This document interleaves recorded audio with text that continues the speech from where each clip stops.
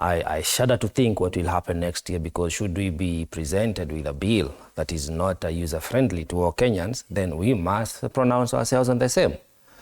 So this is a revolution. It is an economic revolution that is ongoing. And unfortunately, those who detract a peaceful revolution, they lead us to now a violent revolution. This is what happens, the loss of life. And I do agree that there is no faith or hope that can, to our security agencies, to the extent that we may even want to imagine they'll be able to protect us. No, I don't see that happening. Because remember, even last year, what happened? The then CS Interior, I suppose, Ndwale, unleashed the army to the streets, which is very unconstitutional. So we are dealing with what you'd call like a rogue regime. People who are power obsessed, and they will stop at nothing just to remain in office. So I don't have any trust. I don't have any hope. I just hope that us as Kenyans will remain relentless, because this is our country. We have to protect it no matter what. The beauty of it is that we are in millions. So there is power in numbers. So if we are going to demonstrate, we try and demonstrate because we should. That is our constitutional right, and we do so peacefully.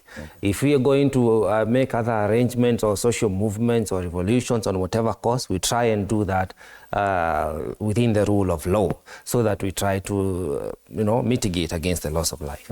And the unfortunate bit is that we are dealing with a regime that ought to be serving us Kenyans. Any agitation you've seen from Kenyans about the public policy, we come out and agitate about education, about health.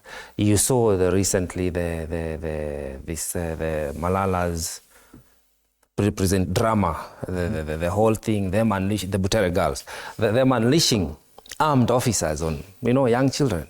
But where appropriate force is required, like in preventing the loss of life when people are demonstrating, because that's a constitutional right, you do not see that happening.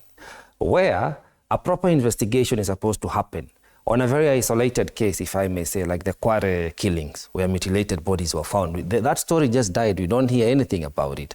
But those people were human beings. Whether they were Kenyans or not, we should have known where they came from and their families. That ought to have been brought to a quick closure, but it never happened. So there are a lot of gaps, and I am not very comfortable or confident when I see the president taking the lead.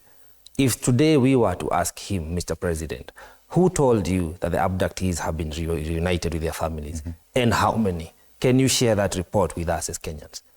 I would like to hear an answer. Right. Now, on this issue of the budget-making process, because it was a genesis